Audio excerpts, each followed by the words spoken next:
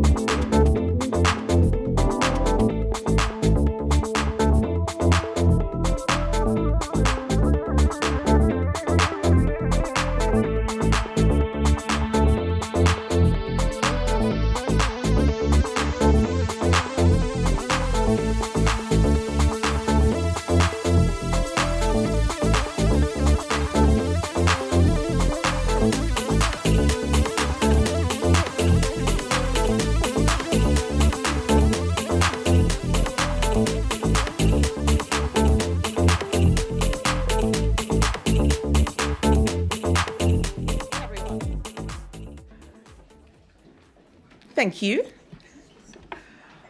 Can I thank you all for coming this morning, and thank you in particular to Onward for authoring this fabulous report. So let me start by saying that climate change is real. We can see its effects in changing weather patterns and extreme weather all over the world. The argument that we need to have is not about whether we should respond, but whether the policies we have chosen are actually working, especially our energy policy. I want to set out a better way, cleaner, cheaper, and more reliable power. Our mission is abundant energy, built around nuclear, renewables, and gas, protecting both our economy and our environment. No one understands the problems with Britain's energy system better than your next speaker, the Right Honourable Claire Coutinho. Good energy policy should cut emissions, protect our natural environment, and make Britain more resilient. It should not make electricity so expensive that families cannot afford it, businesses move production overseas, and we become more dependent on countries with lower environmental standards. A problem at the heart of British energy policy is that we have pursued ever cleaner electricity without asking enough about the cost of the whole system. The result is some of the most expensive electricity in the developed world. As Energy Secretary, Claire saw firsthand where the system was going wrong. Since then, she and her team have put thousands of hours into understanding what has driven up electricity costs, what needs to change, and how we can bring bills down for families and businesses. And that matters, because Conservatives have not always got this right. Mistakes have been made. But recognising a mistake is only useful if you are prepared to fix it. And that is what this new Conservative Party, this different generation of Conservatives, is determined to do. There is a lot of political noise about energy. What Claire has been doing is the serious work, looking at the evidence, understanding the costs. Even though she's 7 months pregnant, she's still doing it, and working out what a better system would actually look like. That is how we will get Britain working again. So I am delighted to introduce my friend and our Shadow Energy Secretary, Claire Coutinho.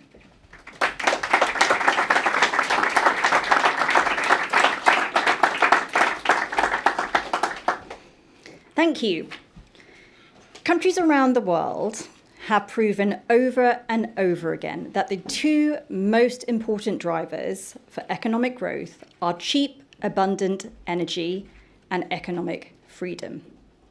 That's why one of the biggest problems that we face in Britain today is the fact that we have the highest electricity prices in the developed world.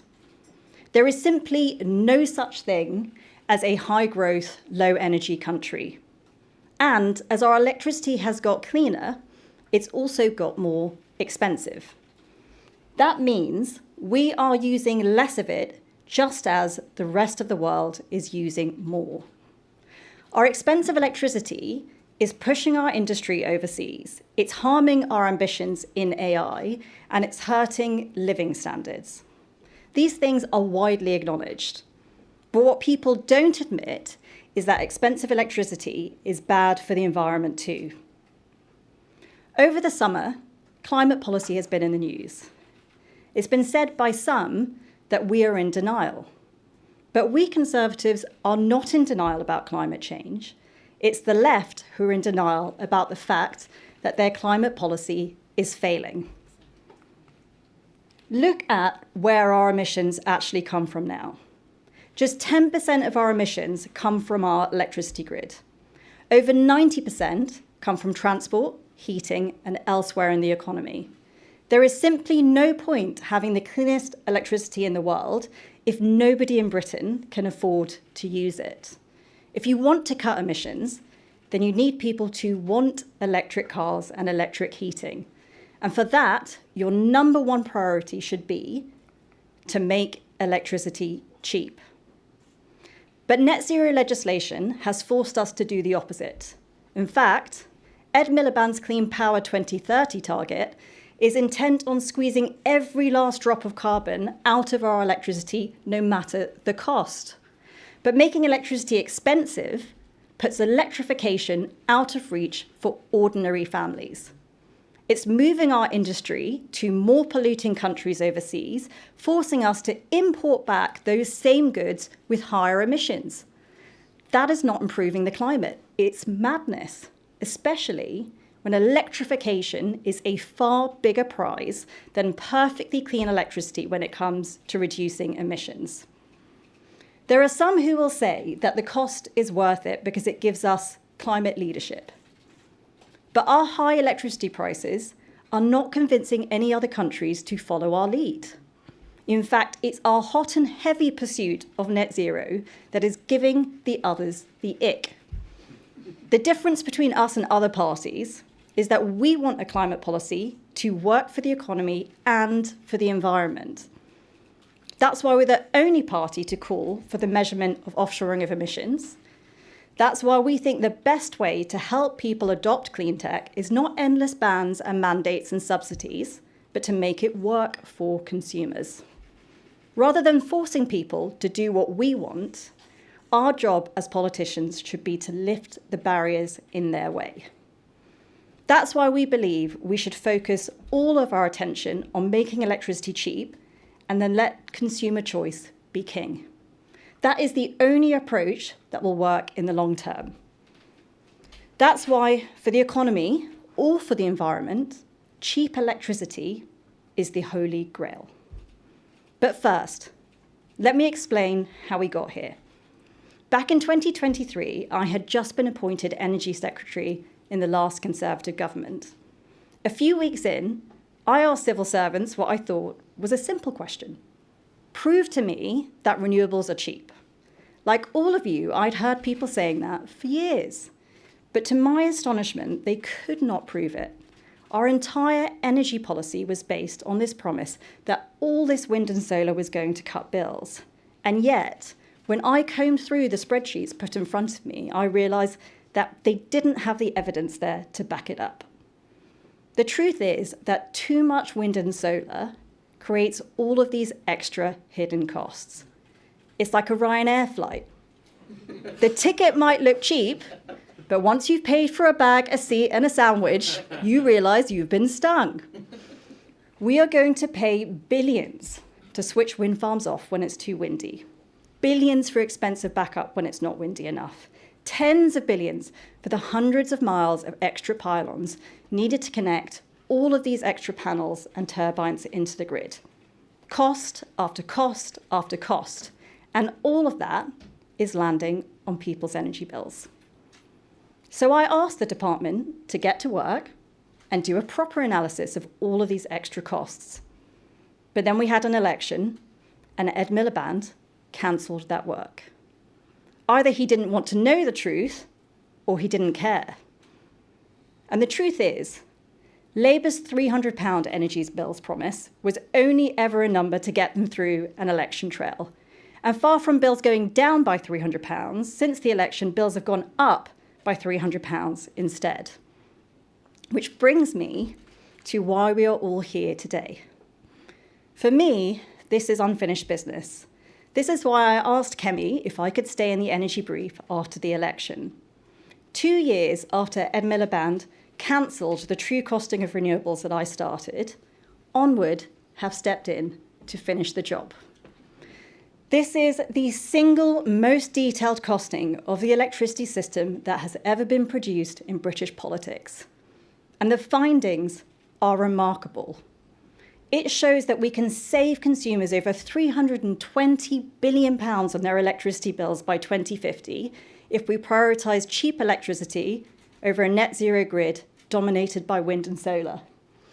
And we'd still have electricity which is nearly 80% clean at the end of it. That's the equivalent savings of £540 per British household per year for the next 2 decades. This is the work that should have been done by government, but has not been, because they're more driven by ideology than they are by evidence. I want to thank the author, Ed Heslett, who is one of the most remarkable minds emerging in energy policy today. and Marlon Day and his team at Transera Energy for carrying out the extensive modelling behind this report. The cheap power system prioritises costs. It has a bit more gas, it triples our nuclear power, and it has far fewer wind and solar farms, and it gets rid of the carbon tax. So where do the savings come from? Roughly half the savings come from having to build much less grid, fewer pylons and less cables carving up the countryside. The rest of the savings come from lower wholesale prices, lower balancing costs, and subsidies. Basically, we'd pay a lot less money to switch wind farms off when it's too windy, or for backup when it's not windy enough. This is important because the government is currently running another auction round for renewables. In the last one, Ed Miliband signed up to the highest cost of offshore wind in a decade, and this one is set to be no cheaper. But to decide whether we should be locking ourselves into these contracts, which last for 20 years, we should know whether or not they're going to make our electricity system cheaper. The average electricity price so far this year is £97 per megawatt hour. The Climate Change Committee thinks the cost of offshore wind is £38 per megawatt hour. The Department for Energy thinks that it's £100 per megawatt hour. But if you actually add up all the extra costs that wind and solar add to the system, then it should be seen as closer to £230 per megawatt hour. Whichever way you look at it, that is eye-wateringly expensive. If cheap electricity is the holy grail, then we should do everything we can to achieve it. Our cheap power plan set out last year would help in the immediate term. It would cut VAT off energy bills, axe the carbon tax, and scrap outdated wind subsidies, and it could save households £200 immediately. For the long term, this report shows why we should abolish counterproductive net zero legislation pushing us towards more expensive electricity. We would adopt the Fingleton Review to build nuclear much, much more cheaply. We would allow for new gas power to keep the lights on, and we would keep zonal pricing on the table if it can cut bills.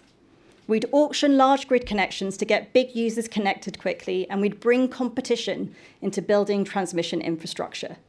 But above all, we would rewire energy policy to make electricity cheap again. The truth is that our problems in energy are a symptom of something wider in politics. We've handed more and more of our powers to unaccountable bodies who pay no price for being wrong. Too much of politics has become interested in the optics than doing the hard yards of working out the best route for the country and then seeking to persuade. That's why we end up with Andy Burnham shirking decisions on the North Sea, even though he knows our homegrown gas is much cleaner than importing high-emission gas from abroad.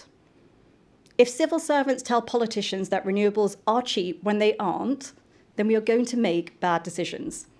When the Climate Change Committee gets their costing for offshore wind for the latest carbon budget wrong by a factor of 300%, they face no repercussions. Ofgem are supposed to be the consumer watchdog, and yet they pay no penalties when bills go up and up and up. Our grid operator is so reluctant to face the truth that renewables are making our grid unstable that its own control room operators had to come to me this summer to make their concerns heard. And on it goes. Our bills are going up and up and up, and nobody seems to be in charge. We have to bring back pragmatism and accountability to our energy policy making. This is not about turning our back on our duty to provide the next generation with a better environment. The Burkean contract between the living and those yet to be born is a core conservative principle which we should never abandon. But while the Labour Party will promise you £300 off your bills that they will never deliver, and Reform think repeatedly saying net stupid zero is enough of a plan to cut bills, ours is the case for a serious energy policy that works for the climate and for the consumer. I believe Kemi Badenoch is the only political leader in Britain with the courage, the conviction, and the intellectual rigour to create the radical overhaul of energy policy that we need. This much-needed report demonstrates that we can have both economic prosperity and a better environment if we make electricity cheap, let the economy grow, and make consumer choice king. That is the serious choice, that's the optimistic choice, and that's what the next Conservative government will deliver. Thank you.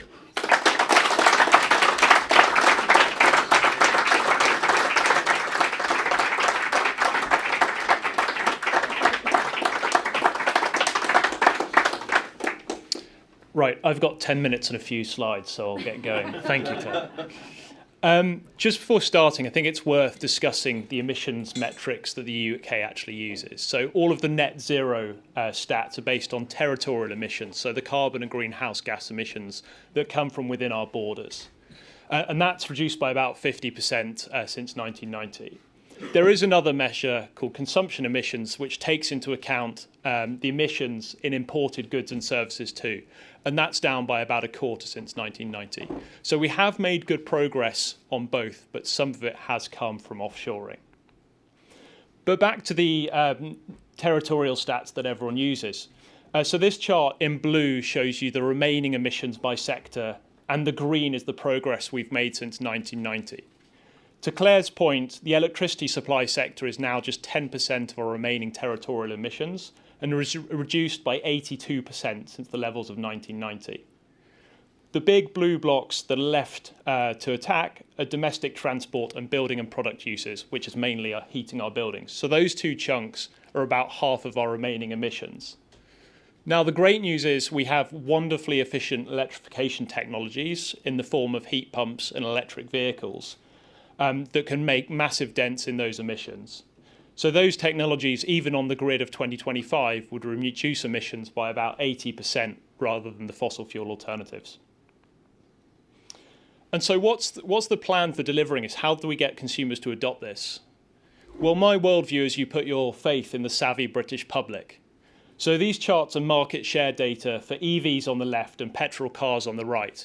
And I've coloured the bars differently for months after March 2026, so post the fuel price spikes associated with Hormuz.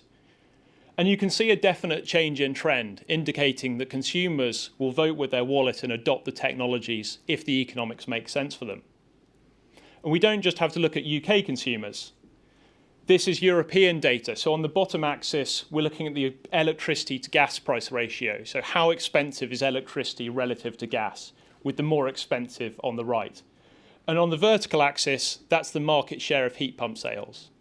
And surprise, surprise, the country with the highest electricity to gas price ratio has both the lowest market share of heat pump sales and the lowest installed base. That's our country, the UK. And there's a reason I focus on heat in particular, as I think electrifying that is the much more difficult policy problem of the two. At the end of the day, an EV is a battery on wheels. Those of you with driveways, you have a wide choice of which hours to charge it in. Heat demand is likely to be a much bigger correlated spike between the population. We all want our heating to be on the very coldest days. And so I thought about inverting the problem. How would you try and minimise heat pump adoption if you wanted to in the UK? Firstly, I'd make electricity really expensive relative to gas. You've got to work quite hard because heat pumps are pretty efficient, probably 3.5 times efficient as a gas boiler. So I'd probably want a ratio of about 3.5 to 4 times to get there. I'd then get the public a little bit concerned about the decline of reliable capacity for the winter months, just so that there's a bit of concern about moving away from their trusty gas boiler. And thirdly, I'd say if you can have any features that make your life better, like cooling in the summer, we're going to make the state quite hostile to those. You can have features like the extra large water tank that you don't have on a combi boiler, but anything positive will just make sure that that's discouraged. And we're doing all three of these things. And you can even test it. You can then give a £7,500 subsidy, 8 years of free heating, and measure your uptake. And I think it was something like 52,000 heat pump retrofits versus a market of 23 million gas boilers installed. Now, the trouble for Britain is we have something called a winter peaking grid. Our electricity demand in the shaded blue there peaks in the winter months. And if we're serious about electrifying heating, I expect that bias probably to get larger, if anything. It's a shame because solar technology is amazing and will change the global picture of energy. But we're very far north and most of our solar generation occurs in the summer months, the inverse of our electricity demand. It is a bit windier in the winter months than summer, but we have the problem of generation lulls. So in the red circle there, that's a week-long generation lull in wind production, which means if you do connect loads of wind to the grid, you also need a reliable backup source as well. That's something of a problem in the UK. We haven't been lazy on connecting new capacity to the grid. In fact, it's continued to rise consistently, but the amount of firm generation capacity has fallen by nearly 40% since 2010. And so this is really the core argument at the heart of the report. If you can make electricity cheap and reliable, then you've got a much better chance of consumers adopting these technologies. And I'll give a bit of insight into sort of the drivers behind the network costs, which are nearly half of the savings in the plan. Just to introduce the proposed electricity mix in the power plan as well, it's not one of climate denialism. Wind actually remains the biggest category in 2050. There's then about a third nuclear, a decent slug of solar, and then a remaining quantity of gas. But I think this chart shows you why the grid build-out requirement is so much lower. So the power plan on the right, because you're using nuclear, because you're retaining some gas, means you need to connect much less in the way of new capacity for a similar amount of electricity generated. In fact, the gap between that bar in 2050 is nearly 80 gigawatts, which is about the size of the generation capacity that was on the grid in the year 2000. So you're avoiding connecting the grid of the millennium. And the end result of all those four savings categories is that you end up with a cheaper power system that we model as 17% cheaper by 2035 and more like 20% cheaper from 2040 onwards. In turn, that makes technologies like heat pumps deliver savings that households can actually get behind and lead to the adoption of those technologies via consumer preference and not state mandate. Now, I think if we learned anything over the last few years, you don't want to trust a person called Ed to centrally plan your energy system. And so I'm not advocating that my plan or the Onward plan is a perfect blueprint for the UK. The broader point is that intermittent technologies do come with integration costs that aren't being properly allocated back to the causative technologies. So on transmission charging, something like 90% of the wider transmission charging goes to consumer bills and not to generators. That weakens the locational signal as to where generators could site their plant. On balancing costs, we're paying billions, but if you move to a nodal or zonal pricing system, then if you get a glut in a particular area, instead of that cost being transferred to bills, the wholesale price crashes and the generators pay the price. And on electricity networks as well, look, we're going to have to build more grid if we want electrification to succeed, but we can also get the very most out of what we already have. Technologies like dynamic line rating allow more electricity to go through the grid when it's cold and windy. If you put batteries in networks, they can act as a buffer and increase the utilization of wires. And we could also change the incentives for electricity networks. Rather than just incentivizing them on how much they build, you could start to incentivize them based on how much power they can deliver for what they have built. Anyway, that's the end of the questions, and happy to take any Q&A.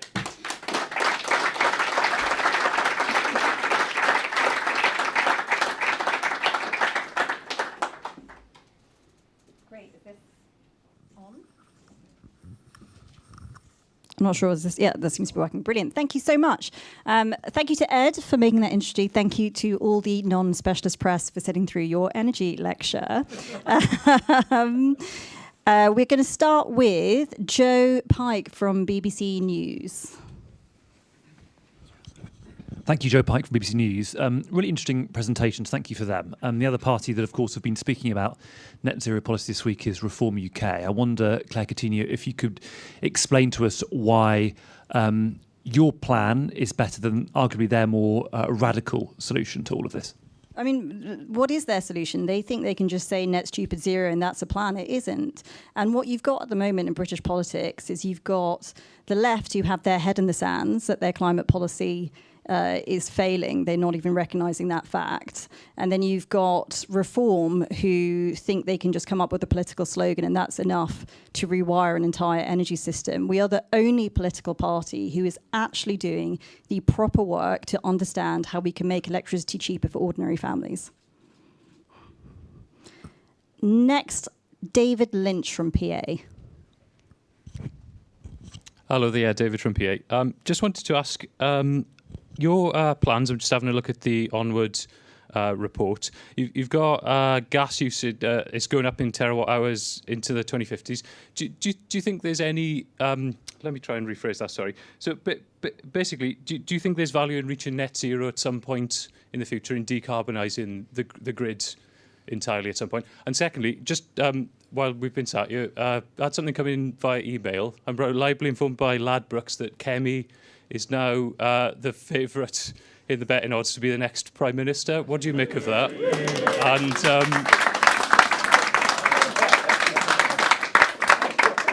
do you think that's a deserved prediction given the last 14-year period you had in power as well? Thank you. I think it's an entirely deserved prediction. And like I said in my speech, I think she is the only political leader who is showing the conviction, the courage and the intellectual rigour to fix some of the country's biggest challenges. I think she's the only political leader showing a moral compass at the moment in politics. And so I do think it's entirely deserved. In terms of reaching net zero, the problem is we don't want to live in a fantasy land. We want something which works for the economy and the environment. If you got to an 80% reduction of emissions and much higher living standards, surely that's better for all. And you have to remember that the world is watching us. If we continue to decarbonise, but we make people's lives worse, then the 99% of emissions which don't happen in Britain will not be reduced, because people will look to us and say, that is not an example we want to follow. That's a warning of what we should not do. Claire from the Daily Mail. Thank you. Could I ask if you agree with Dale Vince that we need to introduce wholesale energy price controls? And could I also ask whether, if the Tories come back to power, they would continue to use the Drax biofuel power station? Thank you. Well, where I do, surprisingly for once, agree with Dale is I think this week he said we should sign off Jackdaw and Rosebank, which is an extraordinary turnaround for someone who used to fund Just Stop Oil. And I think what that means, you're seeing, is people are starting to turn towards energy realism. And a lot of the people who threw rocks at us for saying this for years, I mean, bear in mind, I was legislating to protect North Sea oil and gas licenses when I was Secretary of State, are finally coming around to the reality that it's better for jobs, it's better for the economy, and it's better for the environment because it has far fewer emissions than the dirtier gas that we would import from abroad. The next one is Tom from The Sun. Oh, so in terms of Drax, what we want to see is reliable power that is as cheap as possible. And if you look at what we set out in the report, we want to see much more nuclear and more gas in the system. And you can still have 80% clean electricity overall. I think that is what we are working towards, making sure we can have a system which is as cheap as possible and as clean as possible. Tom from The Sun. Thank you. Kemi Badenoch has said that Britain should exploit its own energy resources, having previously said she would leave the door open to fracking. Would a Conservative government lift the moratorium on fracking? And just a second quick follow-up, if I may. You said that your plans were more detailed than Reform, but would you leave the door to door open to working with Reform in a potential hung parliament on fracking? So firstly, the most important thing that we have to do when it comes to our homegrown gas production is to protect the North Sea. We are losing jobs as we speak. Thousands and thousands of jobs are being lost in Aberdeen and across the country. This is one of the biggest crises that we're facing in our modern economy because we rely on the North Sea not just for our gas supply, but also for all of those sectors that sit on top of it. Whether it's plastics, whether it's chemicals, it is one of the keystones in our modern economy. And that's why you'll see us talking about that so much, because it's very, very important that we make sure that the North Sea doesn't die under this Labour government. I'm going to go to Katie next from The Express. Thank you. There have been reports that Andy Burnham is putting off an announcement on Rosebank and Jackdaw due to concerns after a summer of heat waves. Is there a problem with optics if he gives it the green light now? Look, I actually think this is worse than the Ed Miliband position, because Andy Burnham knows that it's right to sign off those two fields. He's just too chicken to do it. And the truth is, the gas that you get from the North Sea has far fewer emissions than the gas that you import from overseas. So it's actually better for climate for us to use our own.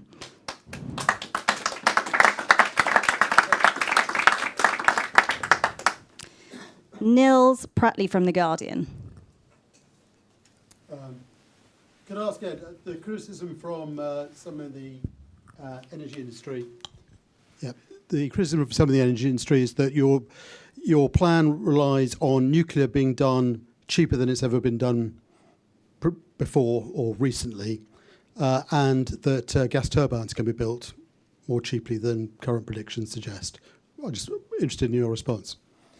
So on the nuclear front, we do assume some in cost improvement from later builds, which I think is consistent with some of the learning curves in academic literature. I also think it's important that we note that Sizewell B, the last completed PWR in the UK, built under a man called Brian George, was delivered at, I think, a 7-year construction time and just over £5,000 a kilowatt, which is less than half of what Hinkley C is being delivered at. So I slightly reject this, the assumption that we're absolutely sort of guaranteed to keep building at nuclear at high cost. I think the Fingleton Review in particular was a magnificent document in isolating some of the key issues that drive up costs in the nuclear industry, and it's something we'll be working on. On the cost and build times of gas power stations, I think in the report we're assuming more build out sort of slightly later. There's enough firm capacity for now. But yes, if there is still high competition for gas turbines in the sort of 2030s, then the cost will be higher than the report assumes. I think that's fair. Fantastic. Nick from Politico. Hi. Previously, when you were Energy Secretary, you said nothing would distract you from your sort of the push towards net zero. What has changed in your thinking? And if it's the case that the sort of civil service kind of bullied you into pushing forward a net zero when you're Energy Secretary, why wouldn't that happen if you have Energy Secretary again after the election? What a bizarre write-up of what I said today. Look, firstly, I think that was something I said in the weeks in the role, and as you heard me lay out today, what I then did next is go and interrogate those assumptions. I was not bullied by anyone, excuse me, thank you very much. But what I did do is go and ask some serious questions, and when it was clear that they didn't have the evidence, I commissioned the work, because what we need to know is the true costing of renewables so we can make better energy policy. The only reason that work was stopped was because Ed Miliband cancelled it. So perhaps he was bullied. We don't know. Jess from Bloomberg. Thanks, Claire. Thanks, Ed. Very interesting speech. I just wanted to ask about the timings of the cost reductions and just to kind of clarify the difference between consumer bills and industrial prices, because obviously when we talk about industrial prices energy prices being highest in the world, we're talking about industrial. How quickly would you expect to see energy bills fall significantly? Because Labour also talk about expecting cost reductions within the next 5 to 10 years. So based on your proposals today, how quickly would you see costs fall? I want to just also ask a little bit about the past. Do you think Theresa May was wrong to sign up to the net zero target? And also, if you had been Energy Secretary from 2015 until 2024, what would you have done differently? I'm thinking particularly around grid constraints. So firstly, we have the highest industrial electricity prices in the developed world. We have the second highest domestic electricity prices in the developed world. So I don't think it's fair to decouple the two. They're high either way you look at it. In terms of the savings, the cheap power pathway that Onward have modelled is a fifth cheaper by 2035 and almost a third cheaper by 2050. And as I said, and as Ed made the point, it still gets its power from 80% clean power sources. I don't think, to your final point, that either Kemi or I have shied away from saying that Conservatives got things wrong in the past. In fact, when Theresa passed that legislation, there were only 2 MPs who spoke up in 2019, and one of them was Kemi. So we're not shying away from the fact that we think things should have been done differently. The next person I have is Charlie Peters. Hello. Yeah, Charlie Peters, GB News.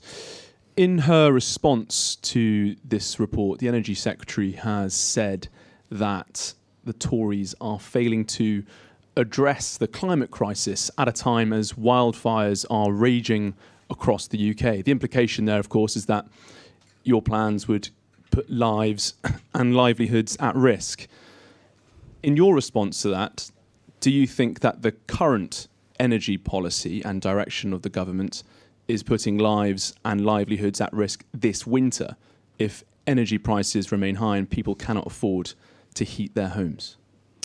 Look, I think a huge basis of the quality of life of people in this country comes from having affordable energy.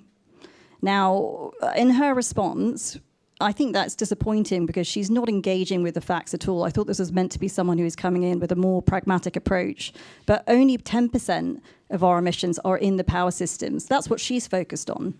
But what she needs to answer is why making our electricity ever more expensive helps with the other 90%, because what you need for that is cheap electricity. That's why I say we are the only people with a plan that can deliver both for the economy and for the environment. Thank you. That was all the questions I had. So thank you very much. Thank you for coming.